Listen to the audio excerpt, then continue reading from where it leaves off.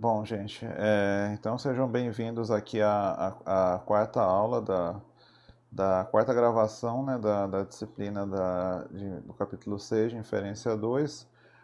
Eu vou continuar abordando aqui o tema do teste da razão de verossimilhança generalizado.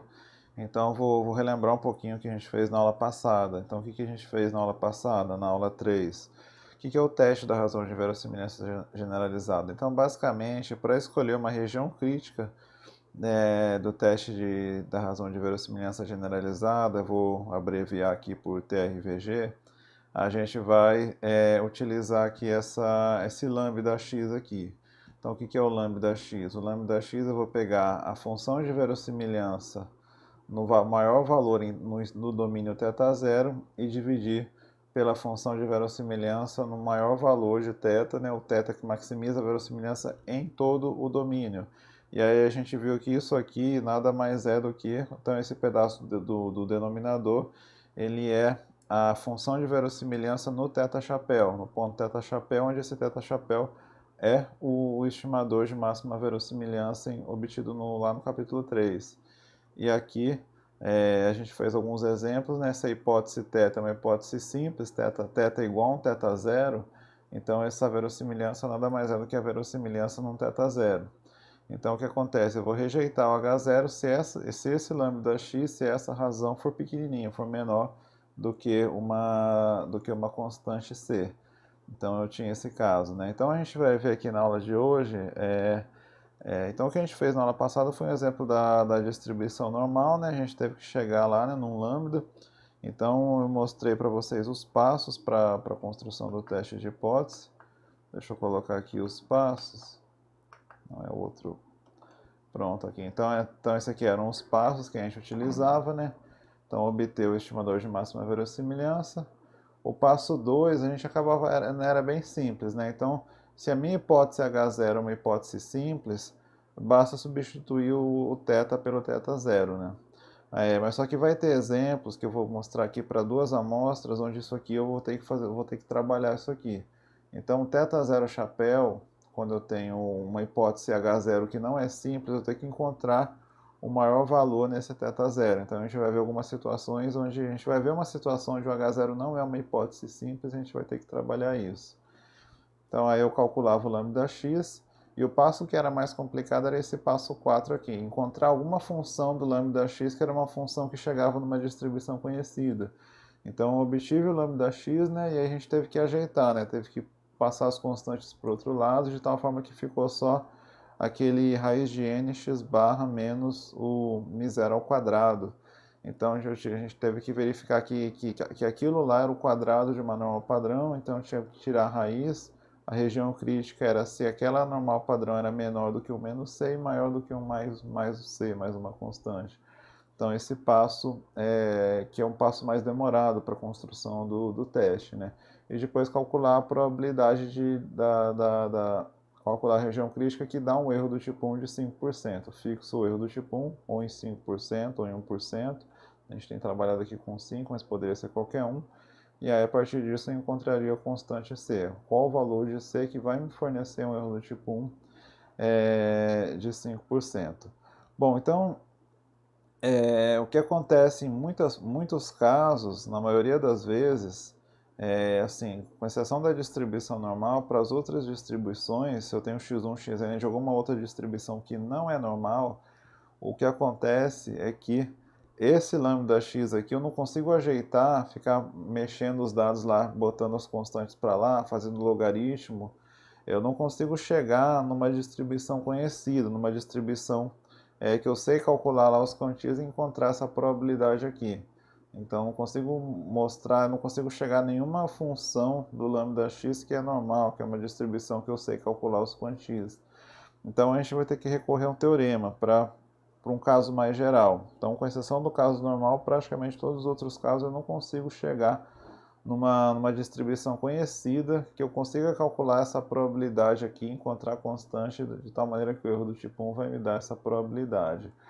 Então, o que a gente vai fazer aqui na aula de hoje é recorrer a um teorema, que basicamente, eu vou mostrar o teorema aqui daqui a pouco, Então o teorema ele faz o seguinte, ele diz que aproximadamente, se eu tenho uma hipótese H0 θ pertencente a um θ0 versus H1 θ pertencente a um θ1, então eu faço a razão de verossimilhança, do jeito que a gente estava fazendo aqui, então eu vou ter que a estatística menos 2 log de lambda x vai ser uma distribuição Q quadrado K.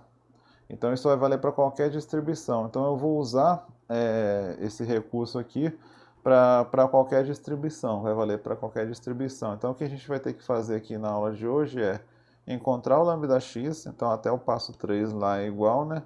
E aí eu vou chamar menos 2 log de lambda x de uma Q quadrado K. Então eu vou calcular menos 2 log de lambda x e vou ver qual seria esse valor que está dentro do Q quadrado K. Então, basicamente, o que eu vou fazer vou desenhar aqui para vocês verem.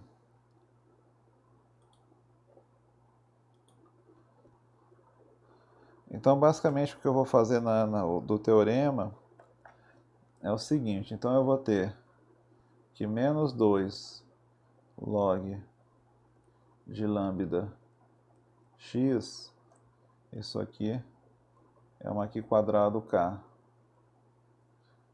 Então, o que a gente vai fazer eu vou pegar a distribuição Q quadrado K, e qual seria esse valor de K também? Quantos graus de liberdade na Q quadrado eu tenho? Então, esses graus de liberdade é a diferença do número de parâmetros que eu tenho no H1 menos o número de parâmetros que eu tenho no H0. Então, no H1 eu posso ter um parâmetro a mais para estimar, enquanto no H0 eu tenho um parâmetro fixo. Então, seria uma Q quadrado 1.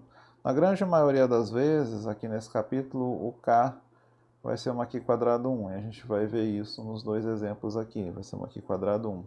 Então, o que a gente faz para determinar uma região crítica? Então, se eu falo que menos 2 log de lambda x é uma Q quadrado K, então, para encontrar o erro do tipo 1, eu fixo o alfa, vai ser a probabilidade de menos 2 log de lambda x ser menor igual do que uma constante c. Na verdade, maior igual agora, né? Então, lambda x, qual que era a região crítica? Era lambda x maior, eu rejeitava, né, se o lambda x era menor do que um c. Mas quando eu multiplico por menos 2 log de lambda, o menos é negativo. Então, o que acontece aqui é que ele inverte o sinal da desigualdade. Então, eu tenho que achar uma região crítica de tal forma que eu rejeito H0 se o menos 2 log de lambda x for maior que uma constante c. E qual seria essa constante c? Eu tenho que olhar lá na tabela da Q quadrado. Então eu vou olhar a distribuição Q quadrado e eu vou ver qual o valor de c que vai me dar uma área aqui. Vai fornecer aqui uma área igual a alfa. Uma área igual a alfa. Então, eu vou dar um exemplo aqui. Por exemplo, se eu estou numa Q quadrado 1 e o alfa é igual a 0,05, eu tenho que olhar lá na tabela da Q quadrado qual é o valor da constante c que vai dar essa área. Então eu vou fazer aqui no R, que é o px que eu vou colocar 0,95.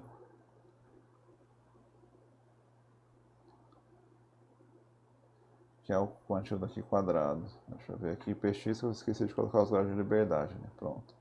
Então vai ser 0,67. 0,67. Então esse valor aqui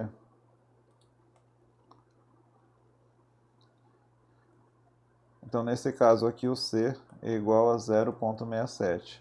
Então o que eu vou fazer? Eu vou calcular o menos 2 log de lambda x e eu rejeito, nesse exemplo aqui eu rejeito H0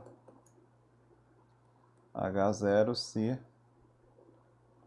o menos 2 log de lambda x for maior do que 0,67. Agora, por exemplo, se eu defino o meu teste com alfa maior, se eu assumo cometer um erro do tipo 1 de 0,01 ao invés de 0,05, o que muda? Muda o meu alfa. Então, em vez do meu alfa ser 0, ficar só 5%, eu vou olhar 1%. Então, eu tenho que olhar na tabela daqui quadrado para 1%, que seria o quantil 99, né? Então, o quantil 99 é o que sobra só 1% na cauda. Então, seria 0,68. Então seria aqui 0,68.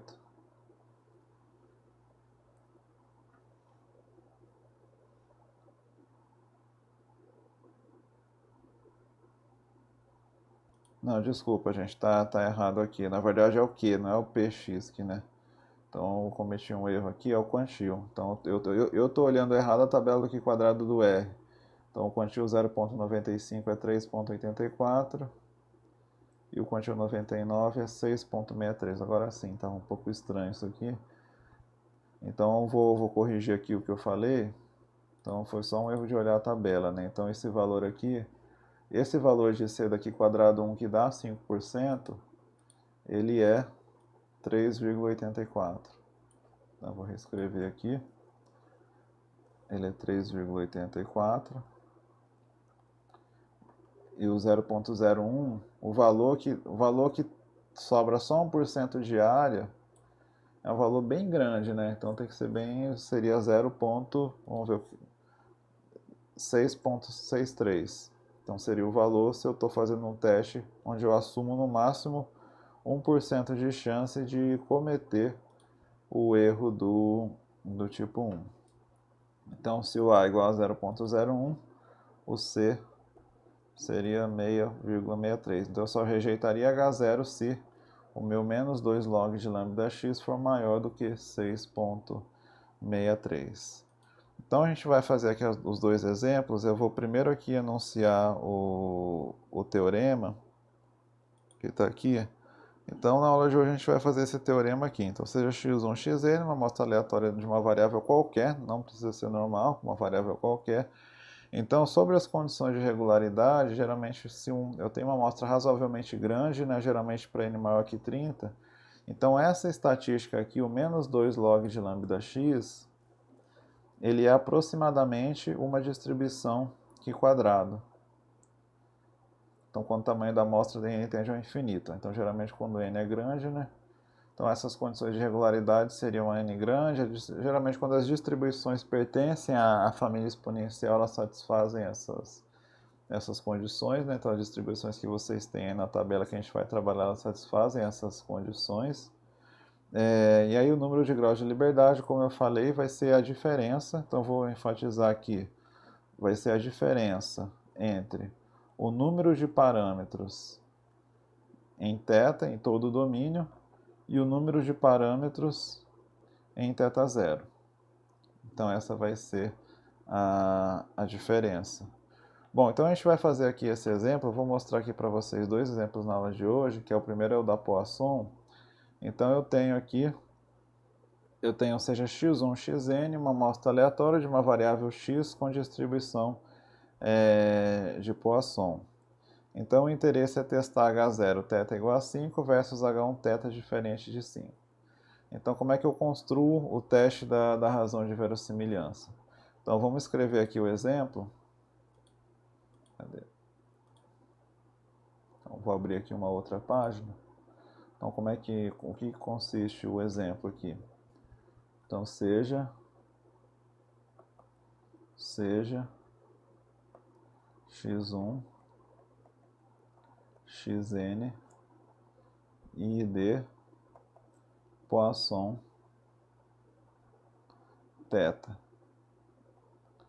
Então o que a gente quer testar? Eu quero testar aqui, na verdade eu não quero testar nada, né? Quem quer testar aqui é o enunciado, né? Na verdade eu quero testar também, né? θ igual a 5 versus H1 θ diferente de 5. Então tem duas perguntas. Então a primeira pergunta, obter a região crítica. Então vou abreviar a região crítica por RC, né? considerando, então, obter a região crítica do teste da razão de verossimilhança generalizado para, vou colocar para alfa igual a 0,05. E a questão B vai ser o seguinte. A questão B, eu vou só antecipar aqui o resultado dele, vamos ver. Deixa eu ver aqui. Se ele colocou, não. Eu queria ilustrar como um resultado. Tudo bem. Então, por exemplo, se o x barra igual a 7 para n igual a 50, qual a decisão que a gente vai tomar? Qual a decisão a ser tomada?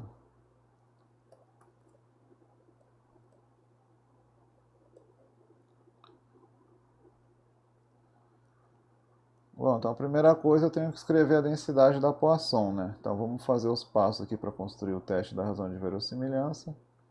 F de x dado θ.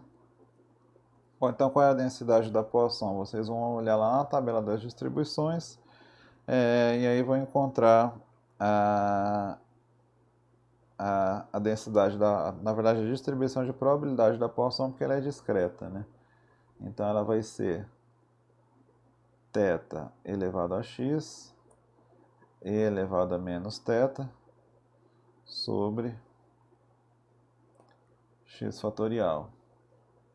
Agora, qual é a verossimilhança da Poisson? Vou escrever aqui o L de θ, dado x é o produtório. Então vai ser o produtório de i igual a 1 até n dessa função, né? θ elevado a xi elevado a menos θ sobre xi fatorial. Então, se eu fazer o produtório de θ elevado a xi é θ elevado a somatório de xi. O produtório de θ elevado a menos θ, elevado a menos θ é constante com relação a i, então estou multiplicando n vezes a mesma coisa, elevado a menos nθ, dividido por produtório de xi fatorial, que é o do denominador. Então essa aqui é a função de verossimilhança. Agora eu tenho que calcular a razão de verossimilhança, que é a razão de verossimilhança em θ0 e no θ chapéu. Então o passo 1 seria obter o θ chapéu, é o EMV.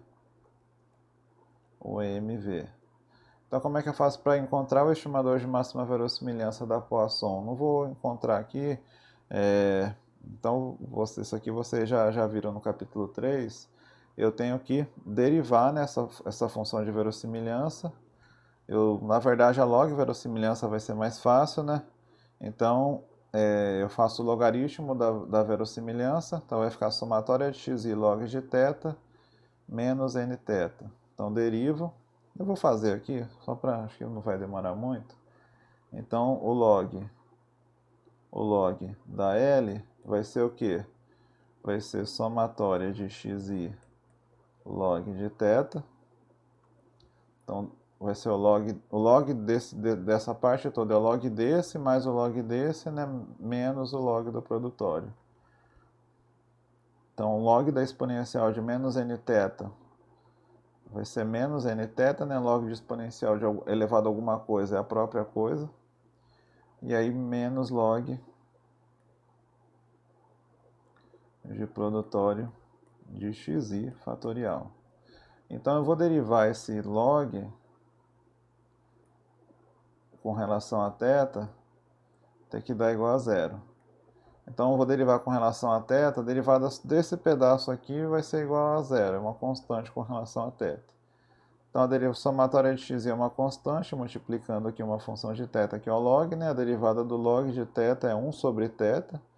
Então, fica a somatória de xi dividido por θ E o log, a derivada disso aqui com relação a θ vai ficar menos n log, desculpa, a derivada do θ, né, com relação a ele mesmo é igual a 1. Então isso aqui é igual a zero. Então eu posso passar aqui o n para o outro lado, né, somatória de xi sobre θ é igual a n. Eu quero isolar o θ, então basta passar o θ para lá multiplicando, o n dividindo, e aí eu vou ter que o θ chapéu igual a x barra. Vai ser a somatória de xi sobre n. Então o meu estimador de máxima verossimilhança vai ser o x barra, assim como em outros exemplos, né, como da normal, mida normal, Bernoulli. Também o estimador de máxima verossimilhança é x barra. Bom, então agora eu vou para o próximo passo. Então o próximo passo vai ser obter a verossimilhança, calcular o lambda x. Então eu vou para o próximo passo, vou abrir aqui mais uma outra página. Então o que é o lambda x? O lambda x nesse caso vai ser o L, a função de verossimilhança no θ0, dividido pela função de verossimilhança no θ chapéu, no seu próprio estimador de máxima verossimilhança. Então o que eu vou fazer aqui é pegar a função de verossimilhança. Então a verossimilhança, o que é o θ0 no enunciado? O θ0 é 5. Eu quero testar se o θ é igual a 5, né? E aí o θ chapéu é x barra. Então vai ser x barra. Então o que eu vou fazer aqui, agora sim eu vou voltar para o slide anterior. Então o que eu vou fazer aqui vai ser pegar essa verossimilhança aqui, vou enfatizar aqui em vermelho. Então eu vou pegar essa verossimilhança, substituir o θ por 5 lá no numerador, e embaixo eu vou pegar essa verossimilhança e substituir o θ pelo x barra.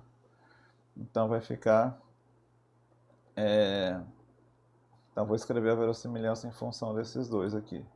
Então θ elevado à somatória de xi, e elevado a menos θ sobre xi fatorial.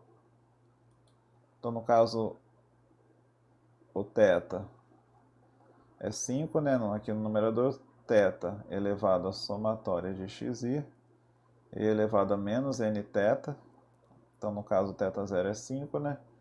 Dividido pelo produtório de xi fatorial.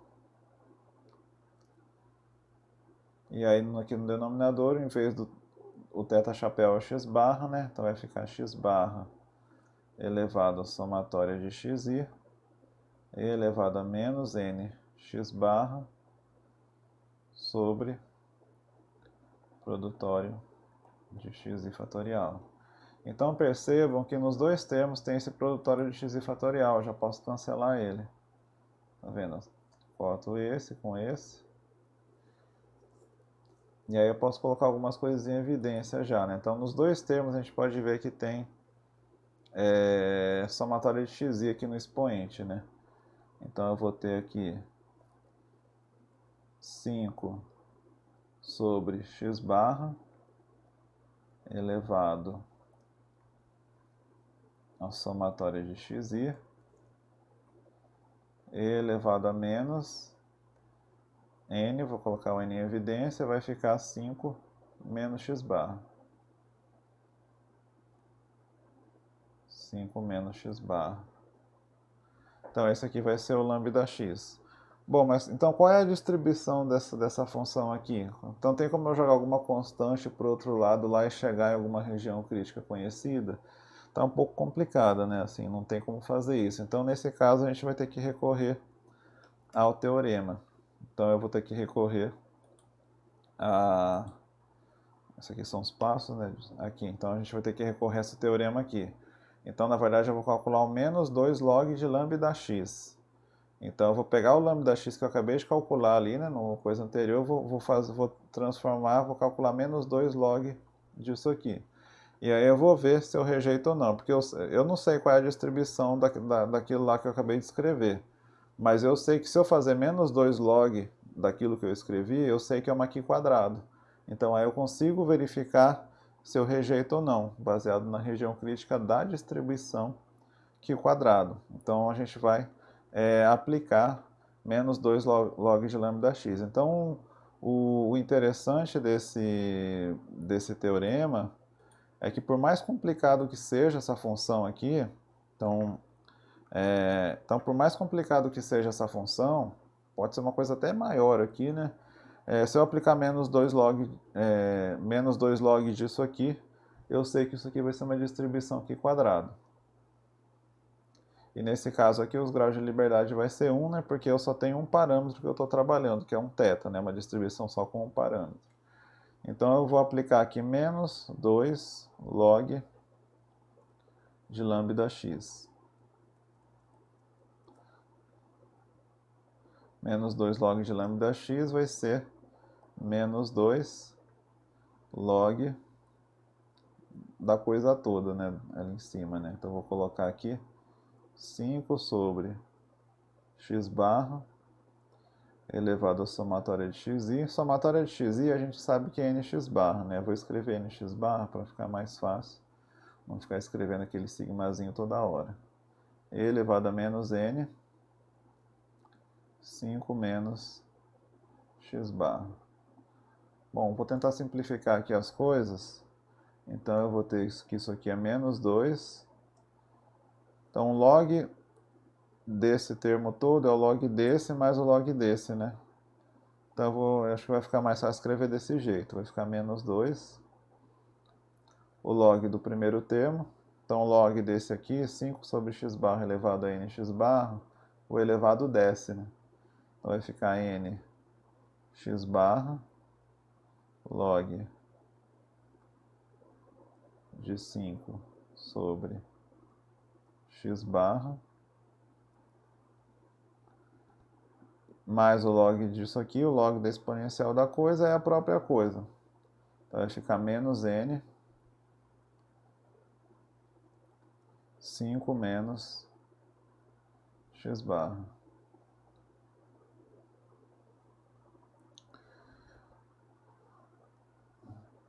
Bom, então a gente viu lá anteriormente que... Deixa eu ver se tem mais alguma coisa aqui que dá para simplificar. Eu vou deixar assim mesmo. Então a gente viu que... vou voltar lá no começo, antes do exemplo. Então a gente viu que se eu tenho 1 grau de liberdade, eu coloco um alfa igual a 0,05, a minha região crítica é rejeitar tudo que é maior do que 3,84. Então, a minha regra de decisão vai ser essa. Então eu rejeito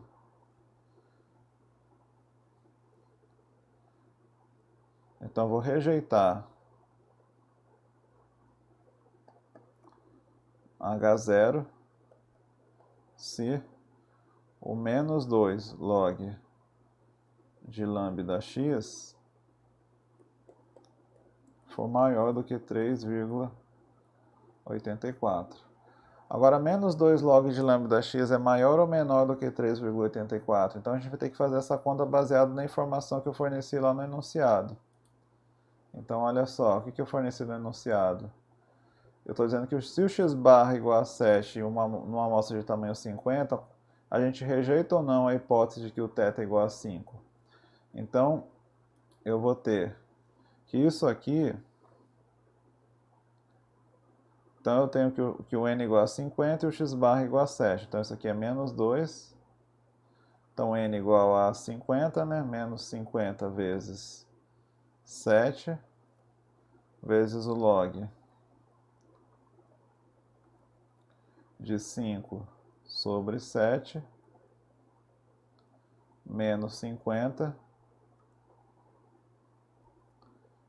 5 menos 7. Então eu tenho que fazer essa conta aqui. Então no caso aqui 50 vezes 7, então vamos fazer, então vai ficar menos 2, né? Então eu vou ter 50 vezes 7 vai dar 350. O log de 5 sobre 7, quanto que dá o log de 5 sobre 7? Eu vou entrar aqui no R para calcular aqui, log de 5 sobre 7. deu menos 0,336. Então deu menos 0,336.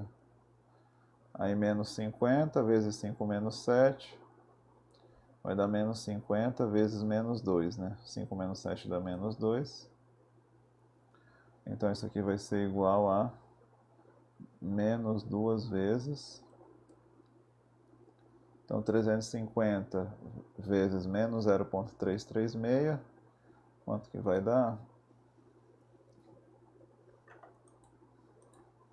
Então vai ser isso aqui vezes 350, vai dar menos 117,76. Então isso aqui vai dar menos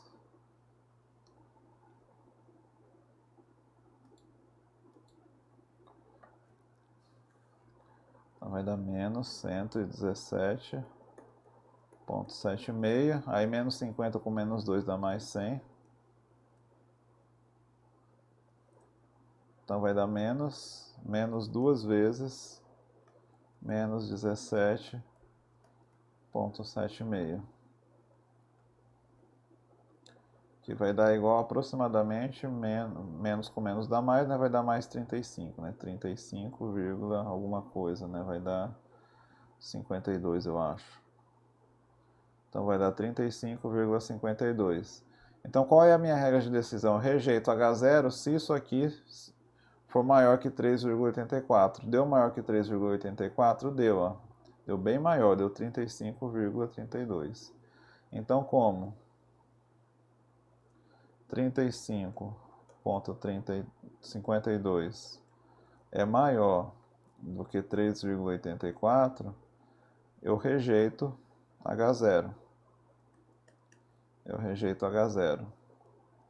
Então eu vou afirmar, né, que a minha afirmação é de que realmente o teto é maior do que 5. Ele é significativamente maior do que... Ele é maior do que 5. Quando eu fiz essa conta toda, né, eu mostrei que ele é maior do que 5.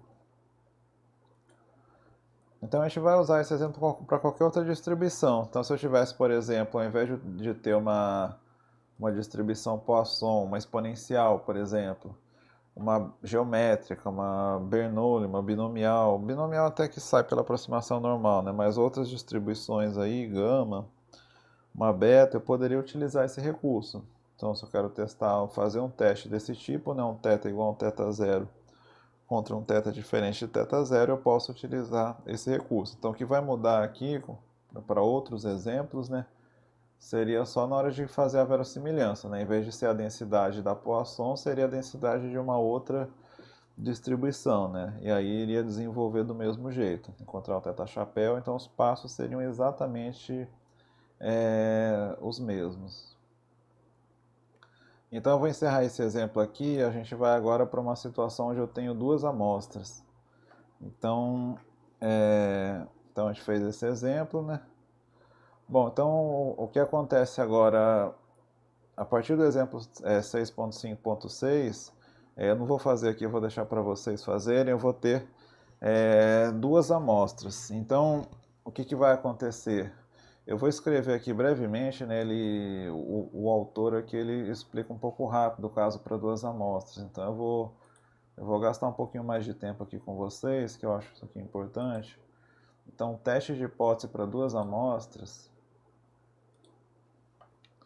Então, o teste para as duas amostras, teste para duas amostras. Então, o que acontece com o teste para duas amostras? Então, eu tenho, por exemplo, uma amostra x1, xn e id f de x dado um θx, por exemplo. E eu tenho uma amostra y1, ym e id f de y dado um θy. Então eu tenho duas amostras, então vamos supor que são dois tratamentos diferentes para algum medicamento, por exemplo, né? São dois métodos educacionais diferentes. E aí eu quero testar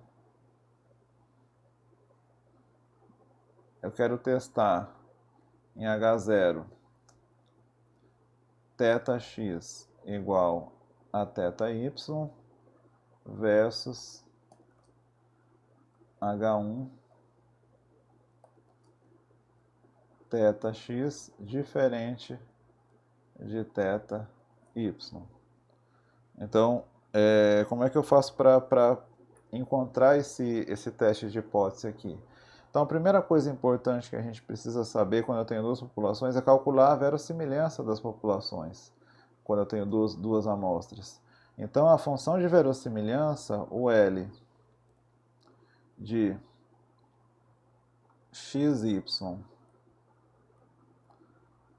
dado θx e θy, então, se essas amostras são independentes, a verossimilhança vai ser o produtório das duas. É como se eu multiplicasse as duas verossimilhanças. Vai ser o produtório de I igual a 1 até N, F de xi dado θx,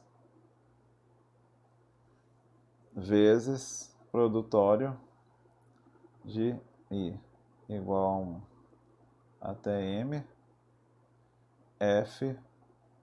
Na verdade, eu vou chamar produtório de J, só para não confundir com o outro aqui. Produtório de J igual a 1 até M, F de Y. J dado θy.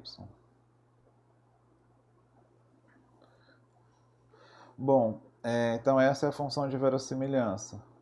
Então, como é que funciona o teste da razão de verossimilhança no caso para duas amostras? Então, o que é o lambda xy?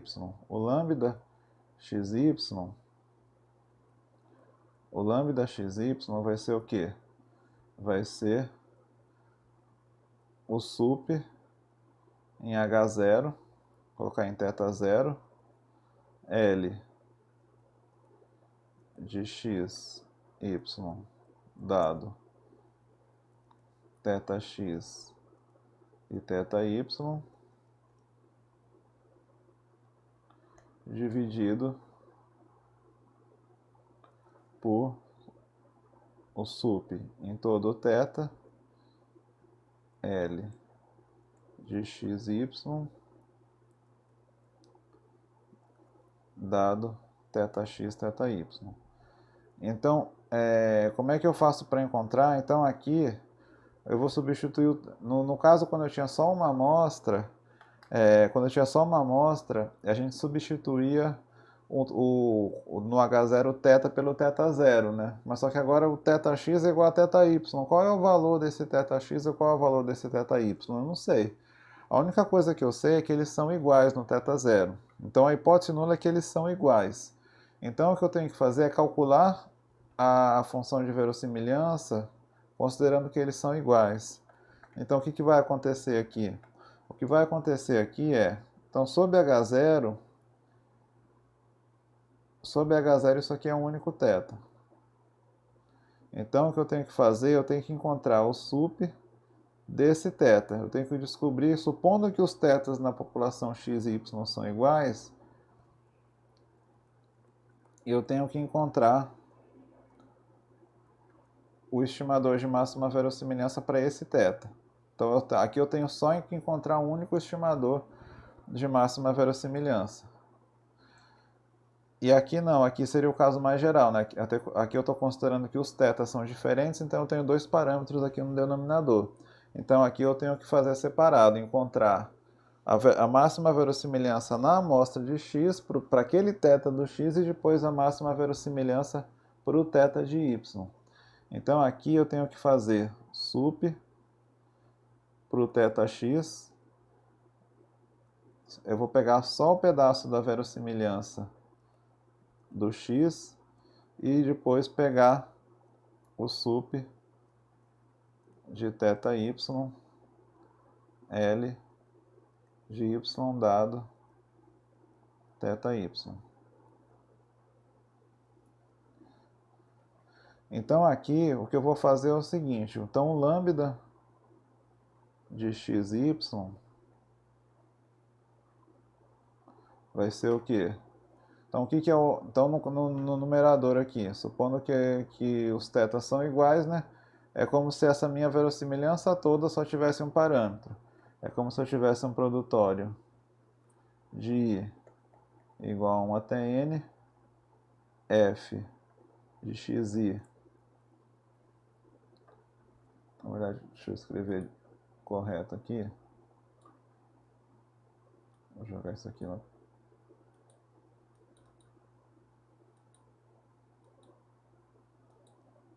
Tá.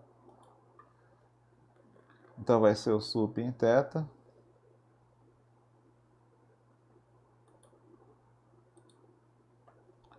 Então isso aqui vai ser o sup em θ do quê?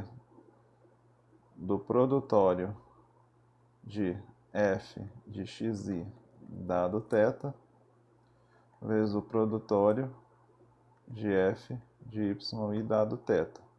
Então aqui eu vou ter que derivar, né, tudo com relação ao mesmo θ igualar a zero, né, encontrar um θ chapéu único para os dois, para o x e para o y, enquanto embaixo não.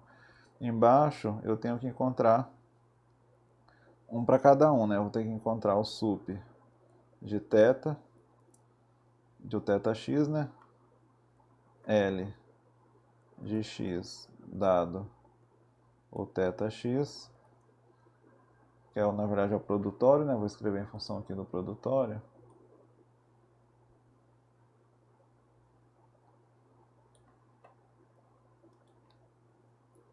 Então aqui vai ser o produtório, né?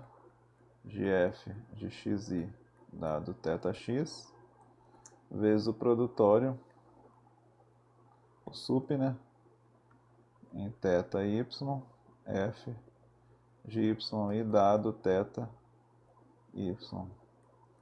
Então aqui eu tenho que... Então o lambda x passa a ser... Eu vou encontrar o estimador de máxima verossimilhança considerando um θ só para todo mundo. Então seria o produtório de f de xi dado um θ chapéu, seria o estimador de tudo, né? Vezes o produtório do y, vou chamar de yj, né? Eu chamei de y, é melhor chamar de j, né? Vou corrigir aqui as coisas que eu... Pronto. Então, o produtório de yj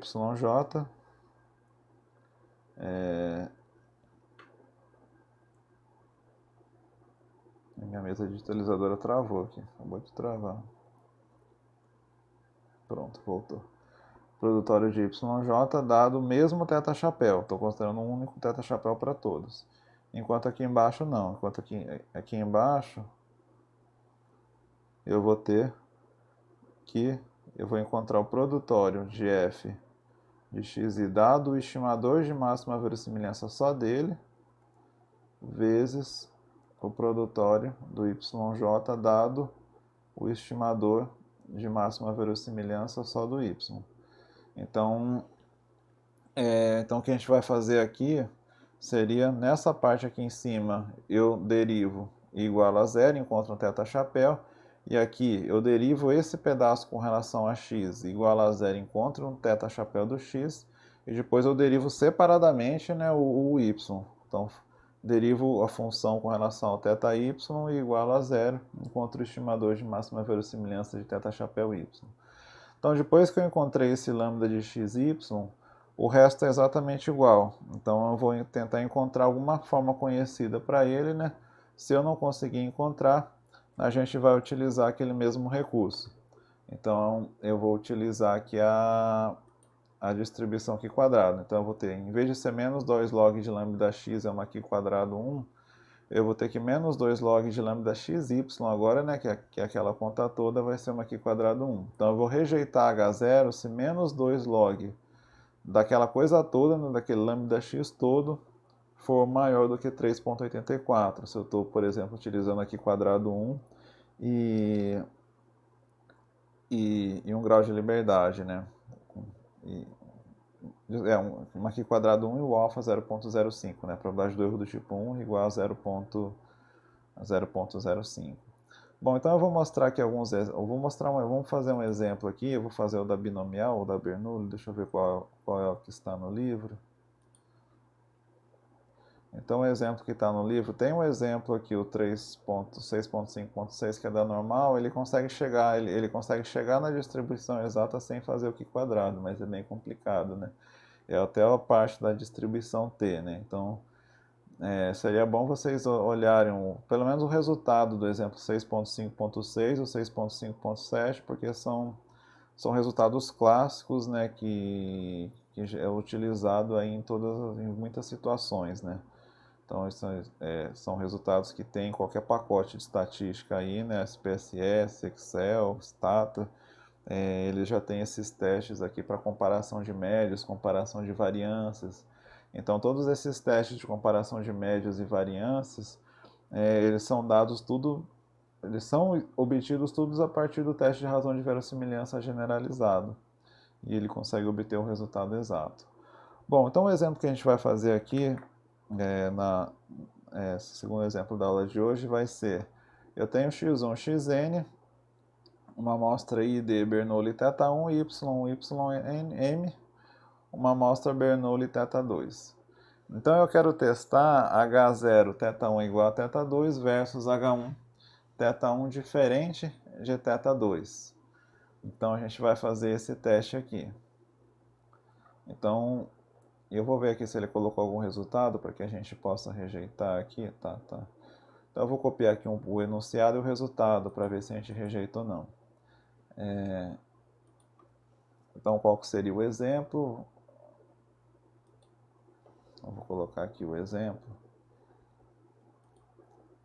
Deixa eu ver aqui, tá? Ele colocou o M, o N, né? Aí são as ferramentas que a gente vai precisar. Então eu vou ter o que? O exemplo seja x1, xn, ID Bernoulli θ1. E eu vou ter y1, ym, ID Bernoulli θ2. Ele chamou de θ1, θ2 ou θx, θy? θ1, θ2. Então vamos seguir aqui a anotação do autor, né, para a gente não entrar em confusão aqui. Bom, então eu quero testar H0 θ1 igual a θ2 e H1 θ1 diferente de θ2. Então a primeira coisa a gente vai obter o lambda x. Então, obter a região lambda xy agora, né, porque são duas amostras. Obter lambda xy, né? E o segundo passo vai ser obter menos 2 lambda de xy, que é a região crítica, né? E a terceira questão seria o exemplo com números aqui, né? Então eu vou pegar, por exemplo, se o n é igual a 400, somatória de x igual a 60. Então, por exemplo, se eu tenho na amostra xi n igual a 400, somatória de x igual a 60, m igual a 225 e a somatória de y é igual a 40.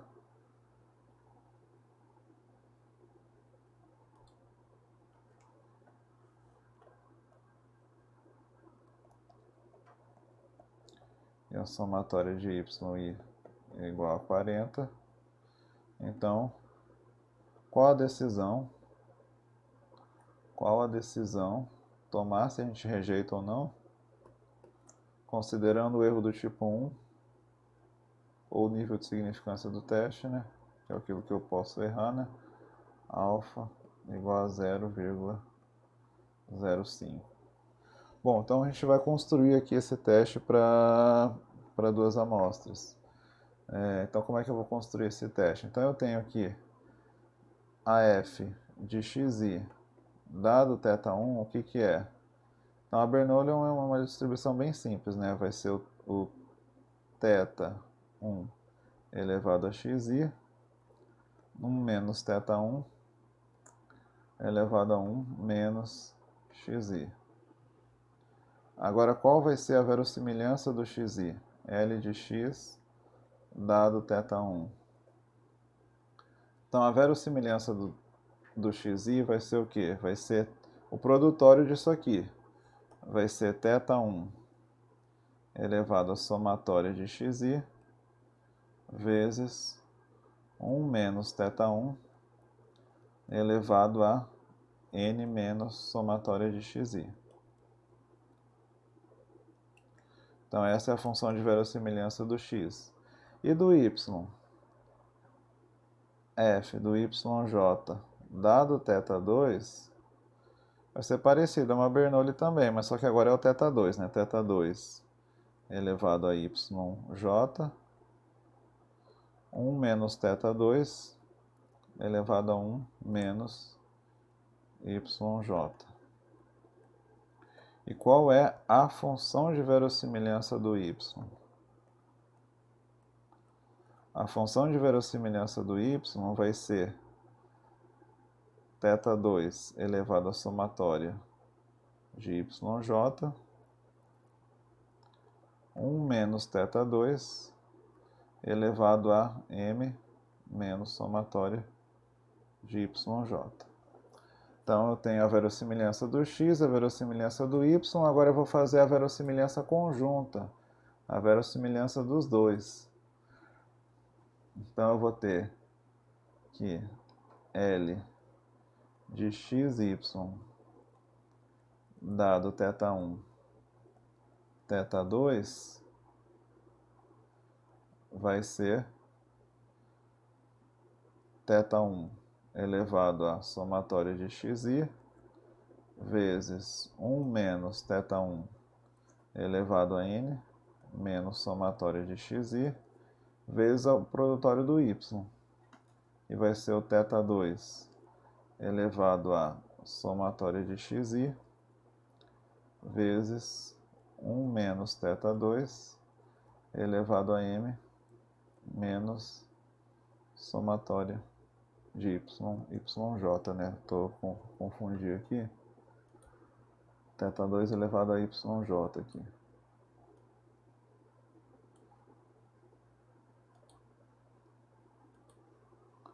Somatória de yj, aqui yj. Pronto. Então, o que é o lambda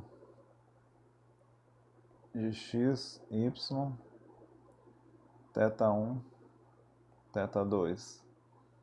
Então, vai ser a verossimilhança, supondo que o H0 é verdadeiro. Então, vai ser sup de θ1 igual a θ2, né?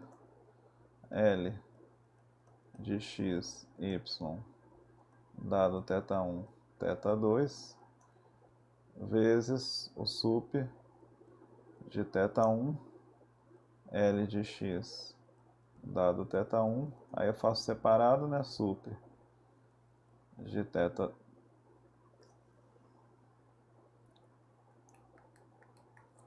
o sup em θ2, L de y dado θ2. Bom, então como é que eu faço o sup em θ1 e θ2? Então, sob H1, eu vou obter o estimador de máxima verossimilhança de o θ1 chapéu e o θ2 chapéu. Então, como é que eu obtenho o estimador de máxima verossimilhança do θ1 chapéu?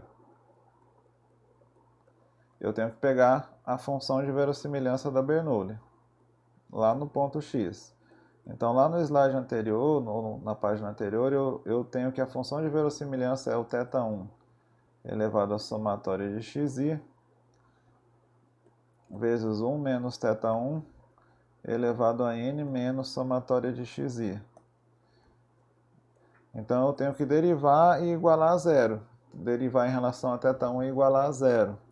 Então quando eu derivo, eu vou derivar na verdade o log, né? O log de L de θ1 dado x barra é o quê? Então o que é o log? Somatória de xi log de θ1, log disso mais o log disso aqui, mais n menos somatória de xi log de 1 menos θ1. Então eu vou derivar agora com relação a zero, né? d log de L de θ1 dado x dθ1. Então a derivada com relação a θ, somatória de x é constante, derivada do log de alguma coisa é 1 sobre a coisa, né? Então fica sobre θ1. E aí vai ficar, a derivada desse termo aqui vai ficar n menos somatória de xi, a derivada do que está embaixo, né? A derivada do log da coisa é 1 sobre a coisa vezes a derivada da coisa, né? Então fica 1 menos θ1 vezes a derivada de menos θ1, que é igual a menos 1. Então o que vai acontecer? Multiplica por menos 1. Então isso aqui, né, vai ficar menos, né? Então, como a derivada tem que ser igual a zero, vai ficar mais fácil eu passar isso aqui para o outro lado, né? Então eu passo isso aqui para o outro lado com o sinal trocado, o que é negativo fica positivo.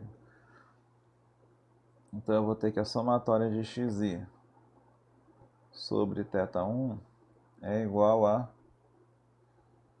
n menos somatória de xi sobre 1 menos θ1. Então eu passo os θs multiplicando, né? Então eu vou ter que 1 menos θ1 somatória de xi é igual a θ1 n menos somatória de xi. Então eu vou ter... Então nos dois lados, se vocês perceberem, eu tenho θ1 somatória de xi e aqui eu tenho θ1 somatória de xi também. Então eles vão acabar se cancelando, né? Eu tenho aqui que o termo, né, θ1 somatória de xi vai acabar cancelando. Então o que vai sobrar aqui é que a somatória de xi é igual a n θ1. Então eu vou ter que o θ1 chapéu é igual ao x barra. O θ1 chapéu é igual ao x barra. E para fazer o θ2 chapéu? O θ2 chapéu é o mesmo caminho. Então o θ2 chapéu eu vou ter, mas só que agora vai ser em y, θ de y dado o θ2, né? Isso aqui é igual a θ2 elevado a somatória de yi vezes 1 menos θ2 elevado a m menos somatória de yi. Então eu vou fazer o mesmo caminho, né? E aí, se o θ1 chapéu é x barra, como aqui só muda, em vez de tudo que era x agora passa a ser y, o θ2 chapéu, ele nada mais é do que o y barra. Então eu consigo encontrar o θ2 chapéu. Então eu chego no resultado, né, no θ2 chapéu, igual a x barra, né? Então o que eu vou fazer aqui? Então eu vou resolver sobre H1. A verossimilhança vai ser a verossimilhança no θ1 chapéu vezes a verossimilhança no θ2 chapéu. O que eu tenho que resolver agora é sobre H0. Então sobre H0, que é esse pedaço aqui, então sobre H0 o que vai acontecer? Sobre H0 eu tenho que os θs são iguais. Então o que vai acontecer? Sobre o H0 eu vou ter que θ1 e θ2 é a mesma coisa. Vai ser uma coisa só, né? Vai ser um θ comum. Então eu vou ter que derivar com relação a só esse θ. Então o que vai acontecer aqui é que essa função aqui vai depender de um θ só. Então eu vou escrever essa função em função de um único θ.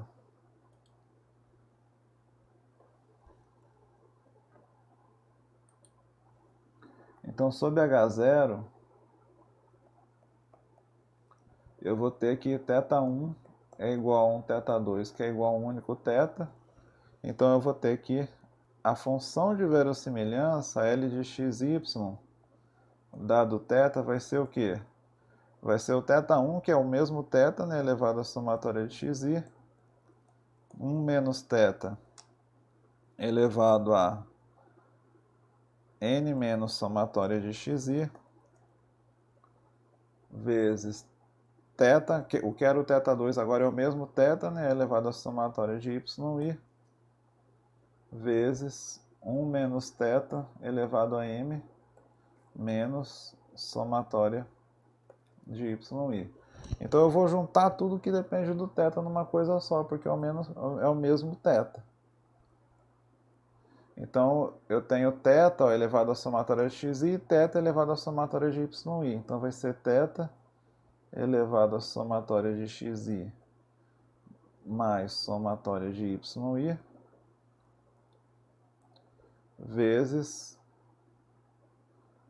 1 menos θ elevado a... Então eu tenho o que do menos θ elevado aqui é n mais m, n mais m, mais somatória de xy mais somatória de yj. Eu vou chamar sempre de yj, né? Estou chamando y de yi, estou com esse vício, mas é melhor chamar de yj para não confundir com xy. Bom, então o que eu tenho que fazer agora é derivar esse θ e igualar a zero. Então obter o θ chapéu. Então eu vou obter exatamente do mesmo jeito. Então se eu considerar, por exemplo, isso aqui como sendo, por exemplo, a soma, sei lá, de z, por exemplo, soma de z, L, por exemplo. Vamos supor que eu vou chamar de soma de ZL a soma de tudo. E eu vou chamar de N mais M, eu vou chamar de... por exemplo, eu vou chamar quero pegar uma letra aqui que eu não estou usando, né? Eu vou pegar B, por exemplo, B. Então o que vai acontecer? Isso aqui vai ser θ elevado à soma de ZL, a soma de tudo, então a soma de x mais y, vezes 1 menos θ elevado a b, que é o tamanho da amostra das duas, menos a soma de ZL. Então percebam que do jeito que eu escrevi aqui é menos, né? Do jeito que eu escrevi aqui, ficou exatamente igual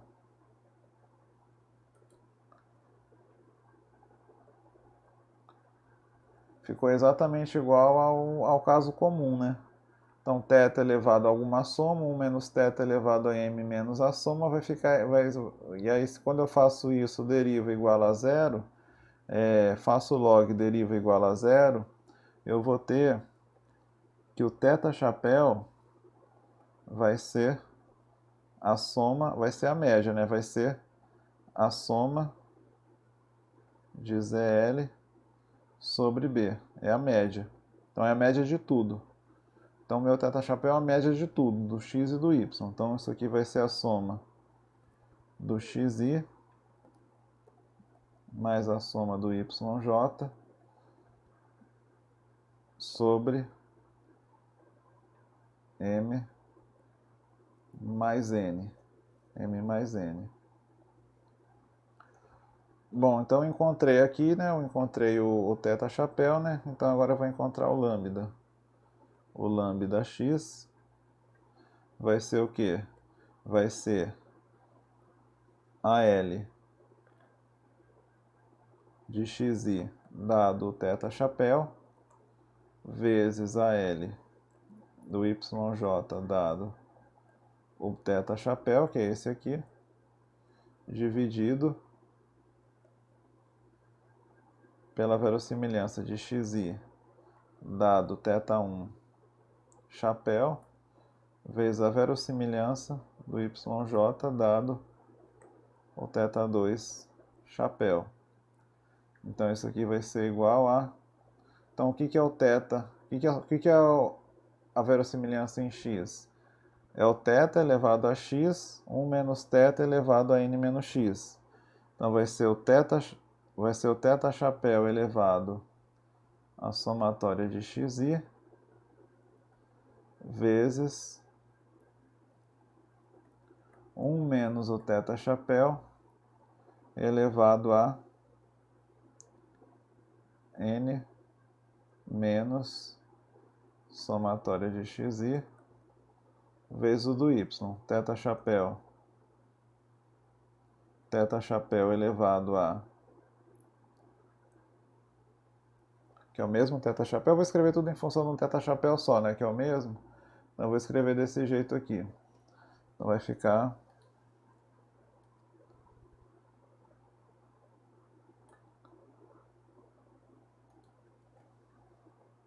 o θ chapéu somatória de xi mais somatória de yj vezes 1 menos θ chapéu m mais n menos somatória de xi menos somatória de yj dividido pelo H1. Então H1, esse lambda aqui é um lambda de xy, né? Então lambda de xy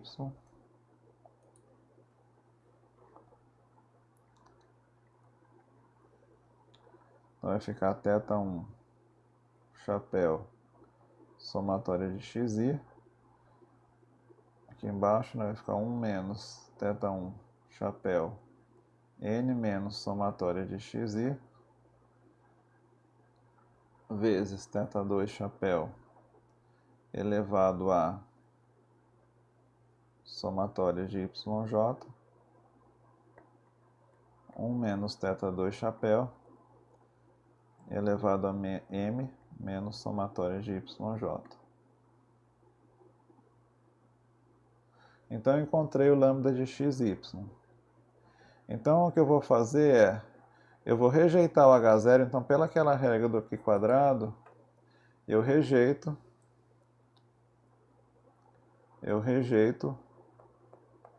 o H0 se o menos 2 log de lambda de xy for maior do que um c, onde C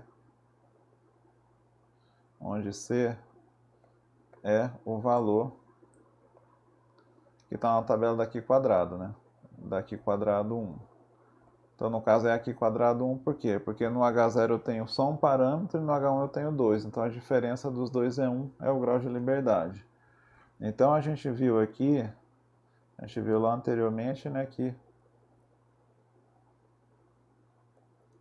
o valor aqui dá aqui uma área de 0,05 é igual a 3,84. Então, eu vou rejeitar o H0 se o menos 2 log de lambda de xy for maior do que 3,84. Então, o que a gente tem que fazer agora é calcular o lambda de xy para a amostra obtida, né? Então, eu tenho que calcular, né? Então, o que o enunciado forneceu para a gente? O enunciado forneceu... Olha só, ele forneceu aqui para a gente que o tamanho da amostra em x é 400, a somatória de x é 60, a amostra de y é 225 e a somatória em y é 40. Então a gente tem que calcular Então a gente tem que calcular isso aqui, né? Então no caso aqui eu vou colocar aqui os argumentos só para ficar melhor aqui. Então o que é o θ chapéu?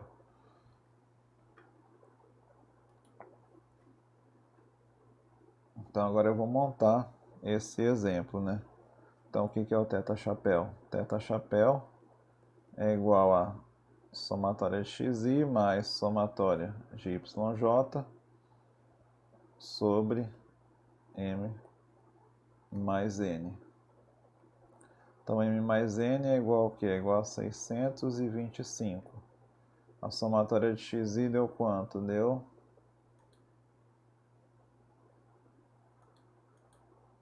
60, né? E a somatória de yj deu 40. Então deu 60 mais 40. Então deu 100 sobre 625. O que é o θ1 chapéu? É igual a 40 sobre... Na verdade a amostra de x deu 60, né? 60 sobre 400. θ1 é a somatória de xi sobre n, que é igual a 60 sobre 400, ou simplificando vai dar 6 sobre 40, ou 3 sobre 20. Pronto, 3 sobre 20. E o θ2 chapéu é igual a somatória de yj dividido por m, que é igual a 40 sobre 200. Isso aqui é difícil de simplificar, né? Agora 225 dividido por 5. 55, 110, acho que é 55 aqui, né? 55, 4 dividido por 5 vai dar 8. 8 sobre 55. Então a gente tem que pegar esses valores e substituir no lambda. O lambda de xy é igual a quanto? É igual a o θ chapéu, que é 100 sobre 625, dividido, elevado, desculpa. Então o θ chapéu vai ser elevado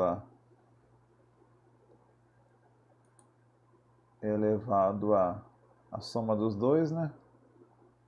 Soma de x mais soma de y, que é 60 mais 40, elevado a 100, vezes 1 menos θ chapéu. Então vai ficar 1 menos isso aqui, né? 1 menos 100 sobre 625, elevado a m mais n, que é o quê? Que é 625 menos 100, né? Então m mais n é 625 menos somatória de x menos somatória de y, dividido pelos casos separados, né? Então aqui embaixo vai ficar o θ1 chapéu elevado à soma do xi, 1 menos θ1 chapéu elevado a n menos somatória de xi. Então o θ1 chapéu a gente descobriu que é 3 sobre 20, né? 3 sobre 20 elevado à somatória de xi, que é 60, vezes 1 menos 3 sobre 20 elevado a n, né? 400 menos 60, menos somatória de xi. Aí eu vou fazer a mesma coisa para o θ2 chapéu, que a gente encontrou aqui, né? 8 sobre 55. Vai ficar 8 sobre 55 menos... não, elevado a 40 vezes 1 menos 8 sobre 55 elevado à somatória de xi, m menos somatória de xi, né? 225 menos 40. Então isso aqui vai ficar igual a... então 100 sobre 625